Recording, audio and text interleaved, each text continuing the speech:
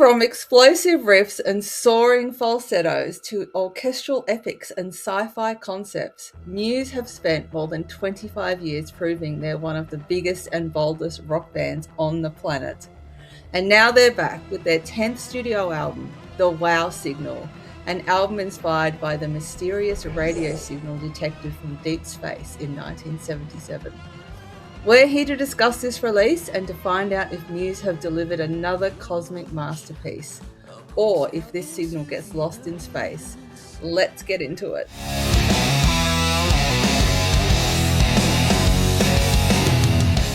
So, Bel, I would say between the two of us, you're definitely the Muse fan. You've got the Muse t-shirt on. I have heard a few albums within the last few years, actually, and I would call myself a fan. Now, I haven't heard all of it, and I don't like everything that they do because they do venture into so many different textures. And I think they're one of those bands that definitely have something for everyone, but not everyone is going to like everything that they do, unless you're a massive fan and that covers it. Would that be a fair description of Muse, you think? I think so. They've certainly done things along the years that have turned fans away or turned them off, even if temporarily. So I think perhaps hardcore rock fans may not enjoy the more adventurous electronic side that Muse like to delve into, and they've certainly done that over the years to the extreme in some cases. I'm just thinking dubstep on the Second Law was certainly interesting, and I don't think people like that. I did, but I like everything they do, and I don't mind a bit of electronica. So, but that's definitely a fair point, and they go there with this album, but it's not as experimental, I don't think, as what they've done in the past. They've, in that way at least, they've kind of delved into certain territories and they're comfortable with where they're at, I think, on this, and they sort of bring all their sort of genres into one on this. This album is very much not a throwback to their past, but it is and it isn't. Like it's modern Muse, but they certainly go back into territory that they've covered in the past in the best possible way.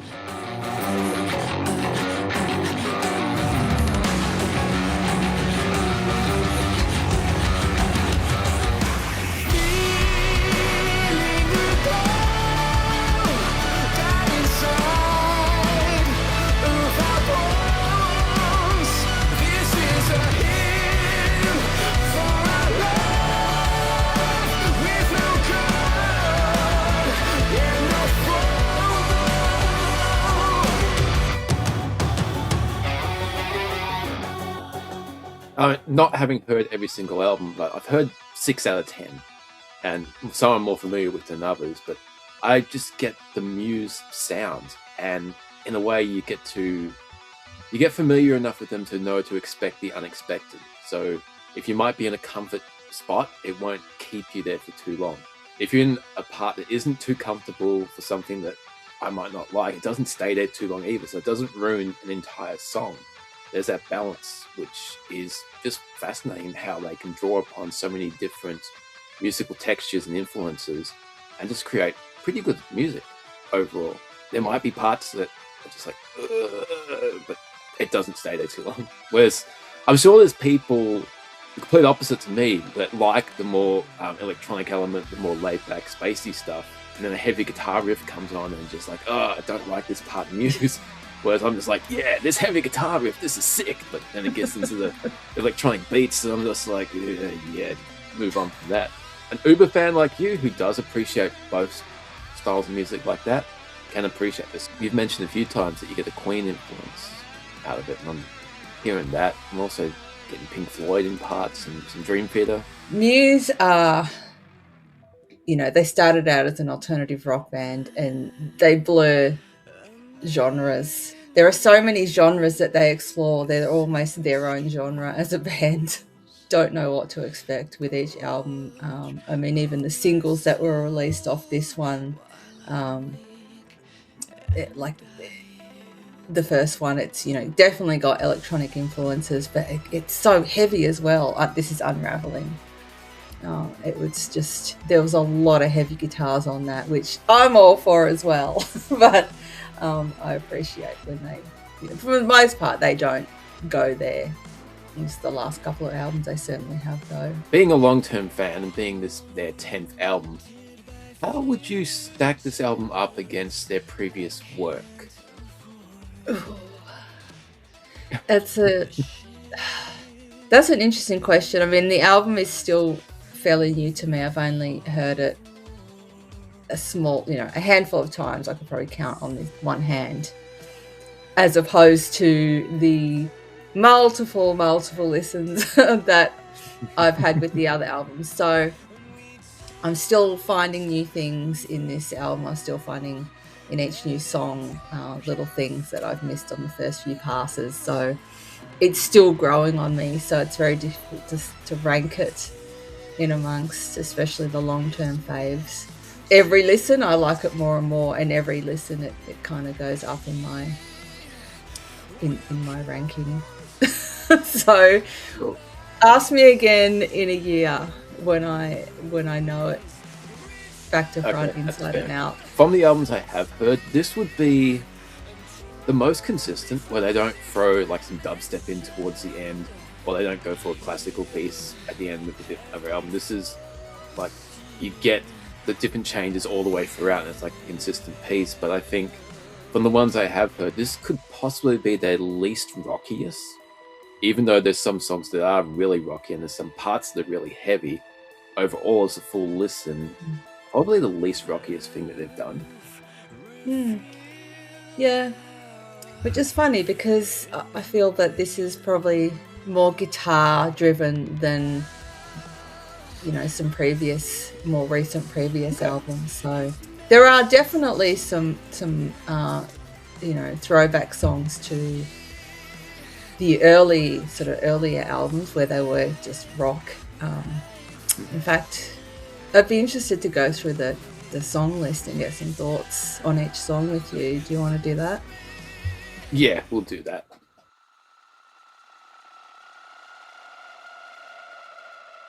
But the album opens with The Dark Forest, which I found very tonal and dramatic, and great use of synth to fill out those the music. Towards the end of that song, they use like 4-syllable words, and it's kind of choral and grand. And as soon as I heard that, I'm like, oh my god, that's so reminding me of the Ghost song Year Zero, where they open the song with Beelzebub, Lucifer, all that. It's very similar if you put those two songs together. So I'm like, okay, cool, I'm kind of in cool Ghost territory here. Just the Muse version of that. So I'm actually hearing a very big Ghost influence in that song, which I thought was awesome. Interesting. Yeah, I'm not that familiar with Ghost, so I can't comment on that. But what I did get from The Dark Forest was, from the very start, there was a nod to Doctor Who. Did you catch that? They like doing that, don't they? Yeah. And given the overall kind of theme of the album, of course they're going to go there. So that was cool. Yeah, it's very bombastic, dramatic. Muse like to open, not every time, but open their albums with kind of quite a big piece. So they didn't let me down this time. Loved the choir chanting in, I think it was Latin. And there was kind of like an ancient vibe, like they were using kind of an Eastern scale or something. Yeah, brilliant opener. Loved it.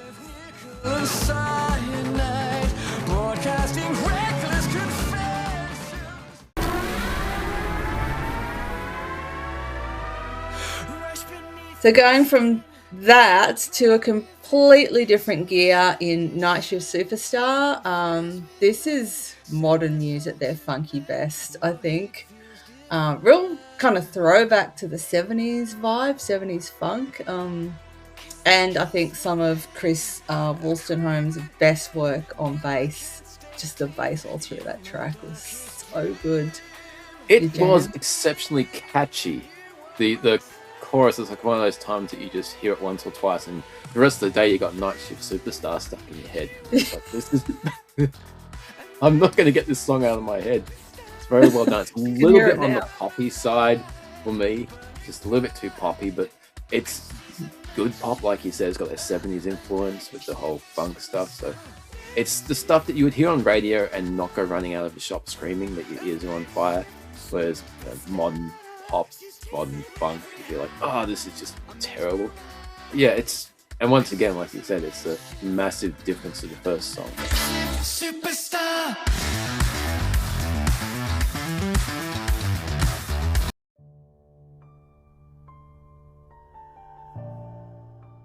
Yeah, track 3, Shimmering Scars, felt like a modern day power ballad to me.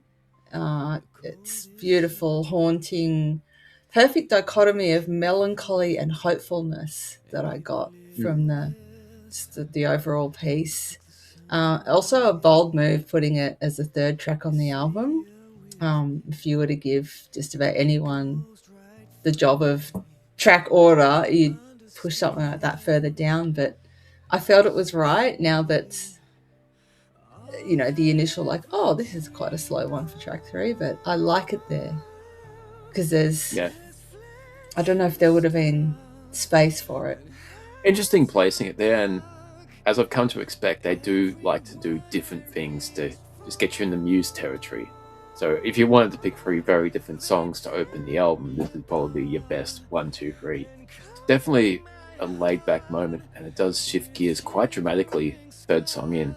But then once again, we're going to shift gears again with the 4th song as well. So I beg for guidance, but every vow we made.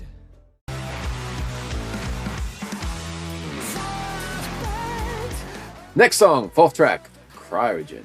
This song is really cool. You got the dirty guitar tone, got an interesting progression of notes in the melody. They have an exceptionally good way of writing good hooky melodies. The melodies are at the front, but what they do behind it is also just as fascinating. So you've got 2 different things always acting at once. At about the 4-minute mark, a heavy guitar riff comes in and some killer bass fill in there as well. So this is just a cool song from start to finish and just ends with just that extra punch. So this is cool heavy music. I like this song. Yes, agree. Actually reminds me of very early Muse, something off Showbiz or Origin of Symmetry. This is, it's at least the sort of first part before they go quite heavy, as you say at the end, which was something they've been doing the last couple of albums that I'm loving. I hope they continue to do that. But with modern production, so early Muse with modern production, which I think is important for it to be a cohesive album. You can't have an early sounding Muse song with an early sounding Muse production smack bang in the middle of, something like an album with Night Shift Superstar, for instance. It just be way too jarring out of place. Yeah. So it kept the flow going, really, but just still gave us another flavour of what they do. Heavy moments like this, when they do kick in, it kicks in really, really heavy. Yeah, it does. It even surprises me. It's a treat.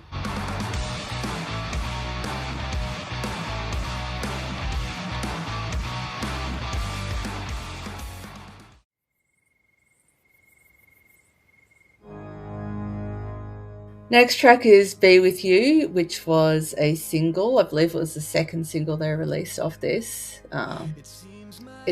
To me, it just sounds like a gorgeous love song. I think it's as simple as that. The lyrics resonate with me on this song the most. I feel really uplifted when I listen to it. It's a great builder as well. It sort of just, keeps enhancing, and the mood gets enhanced as a result. We even get a guitar solo, actually, which is a rare treat. It's unusual. Yeah, they're not sort of a shreddy type band. They don't need to be. They have lots of other stuff going on, but it's nice to hear one, that's for sure. Yeah, just point out that, hey, I can play. I am a pretty good musician. It does suit the song as well. Yeah. Like you, the lyrics really pop out at me on this song. It has a really good build. I love the composition. I like songs that start in one place and build, and they're just got so many different ways of bringing different things in to create that build. It would be a song that would give me goosebumps, I think, like Dream On or Estranged or any Nightwish song. It's just that programmed drums just doesn't click in my brain, and it takes away an emotive part of the music. It just doesn't happen. Whereas a song like that should give me goosebumps, but it just doesn't compute in my brain because of the They're program not part. programmed though. They what part are you talking about? Because they actually have a drummer. Like there's a real man. I have a drummer, I on know, that's the what it drums. brain, but that drum beat, it just sounded like a club to me, and it just seemed very Oh. sterile.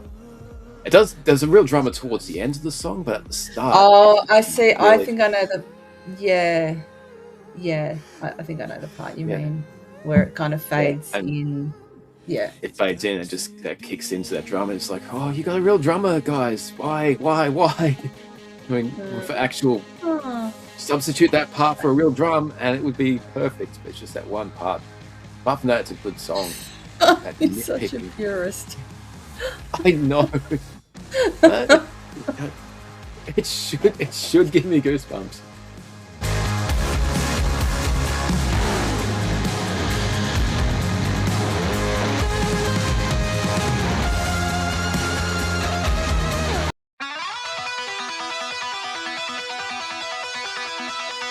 This one is really interesting synth-driven soundscape. So the whole texture thing that they do really well just lures you into this atmosphere. I thought it was a good position in the album to take you from that previous melody song into that, and then it leads into the next song, which is pretty heavy. You're right. You're exactly right. Very guitar-oriented intro. Vocally, it took me back to the Absolution era of Muse, and musically, it took me into the Resistance territory. And the Resistance, so what you were saying about sort of synthwave type, that was quite prominent on that album. They were really exploring that territory there. So, but also, it's very much the Muse of today. Very much the Muse of this album, because there's lots of grabs back to their past, as we were saying. Yeah, it's probably my least favourite single, I think, of all of those that were released, but I still like the song. It took a little while to grow on me, though, this one, I have to say. Okay. Does it work better in the context of the album than an actual standalone? Yeah, I think it does. Absolutely, yeah. With severed strings, gorge on my soul. Silence cracks my chest. How did I know? After Hexagons, The Sickness and You and I, it comes on, and one of the things in Hexagons was like right at the end, it sounded like it was leading. There was sort of, I don't know if it was claps, but it sounded like it was leading into the next song, and then it would cut off because it was a single and you didn't know what was coming next. So finally I got to hear what was coming next, and yes, it was, as I suspected, kind of the lead-in track to this. This is very much an album, not filler. Filler is an unkind word, I think, in this situation, but you can tell why it wasn't a single. It's quirky, it's fun, it's playful, funky. I love that they get a bit heavy and distorted towards the end of this one as well, and it has a lead in to the next song, Unraveling. This is kind of like the bridge between those two songs in a way. So the track listing for the whole album is very much considered, and even when they were recording the songs, just having those ending and beginnings that led into each other was very cool. But this song, like you said, it gets really heavy towards the end. It's a fun song, and it's like definitely up there with some of the heavier moments on this album, which I really enjoyed. So I thought the song was really cool.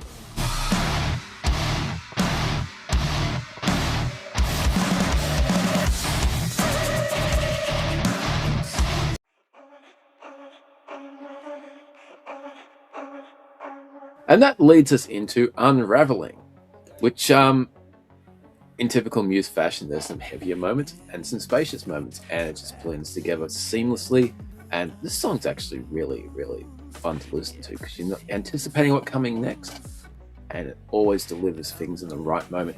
There's a really cool heavy riff in there, which I'm always for. It's like, yes, guitar moment, music.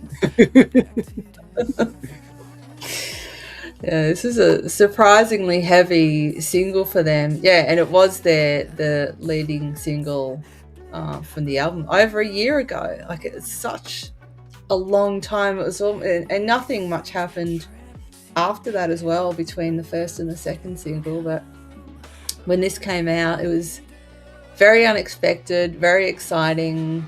Fans like me kind of lost their shit.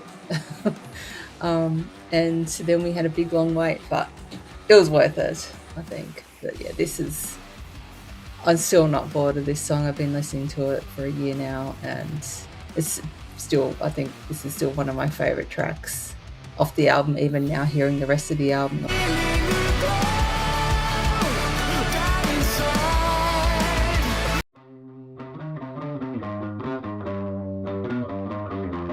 What do you think about Hush? Yeah.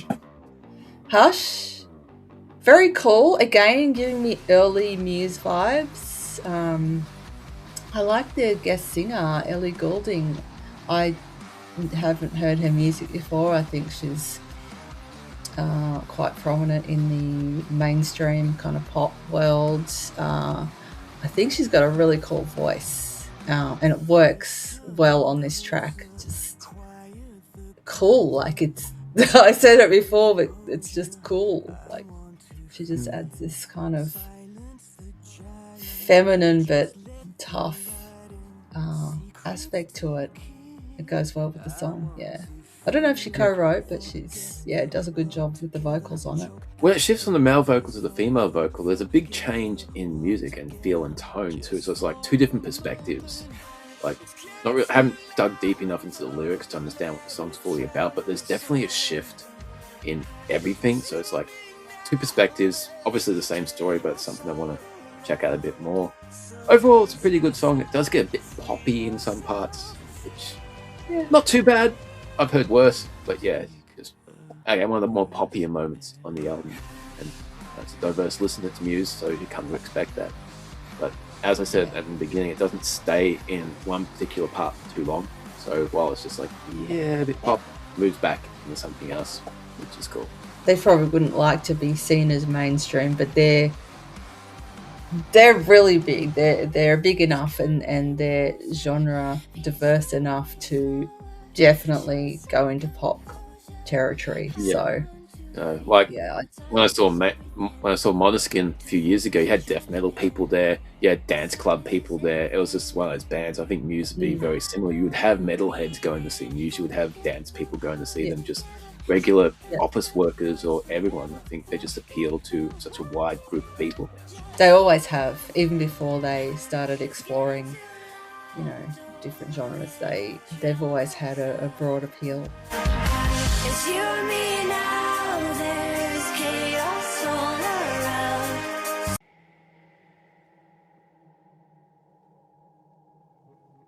Last track, Space Debris. I think this song is the reason why Shimmering Scars wasn't put as the last song. And this track is definitely where it needs to be. It's a reflective album closer, and it leaves you feeling at peace. There's a nice cello melody in this track as well, kind of spacey cello, some kind of effect on it. But just, again, really different to everything else on the album. I mean, it's quite a big listen, but this just really just takes you down and sends you off, as into space, like space debris. It's a perfect name for it. I'm sure that's not why it's called that, but yeah, I just had that feeling of just floating off.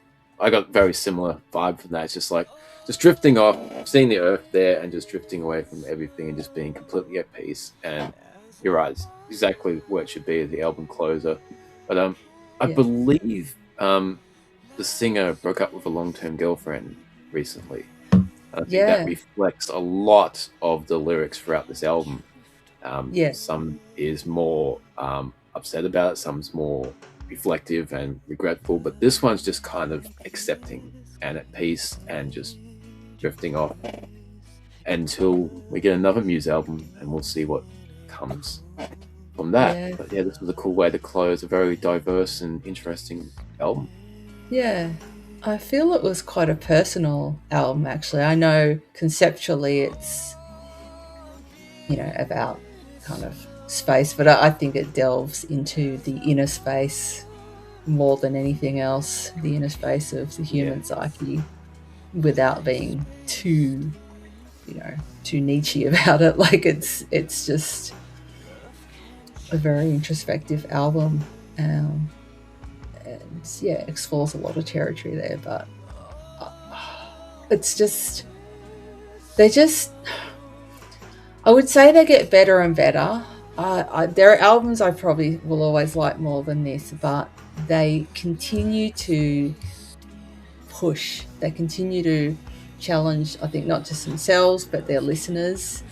They continue to do whatever they want, which I hope they never stop doing that, because when they become repetitive,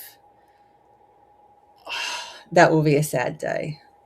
So I love that I'm still exploring this listen, as I said, like I'm still finding things to love about it. And that's a good thing. Like it's not like, you listen to an album a couple of times and it's like, okay, I'm enjoying it, but I like getting deeper and, continuing to pull things out, even after 10, 20 times.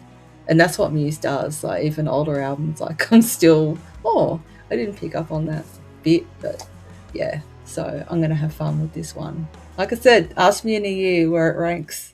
And that's our take on the Wow Signal by Muse. Whether you think it's a triumphant return to the band's space rock roots or another bold step in their ever-evolving sound, there's no denying Muse still know how to create a music on an epic scale. And now it's over to you. What is your favourite track on the album? Where does the Wow Signal rank among Muse's discography? Let us know in the comments. We would love to hear your thoughts. And if you enjoyed this review, don't forget to give the video a thumbs up, subscribe to The Devil Made Us Do It, and hit the notification bell so you don't miss our latest album reviews, metal on trial episodes, and everything else hard rock and heavy metal. Thanks for watching. Until next time, we'll see you in the dark.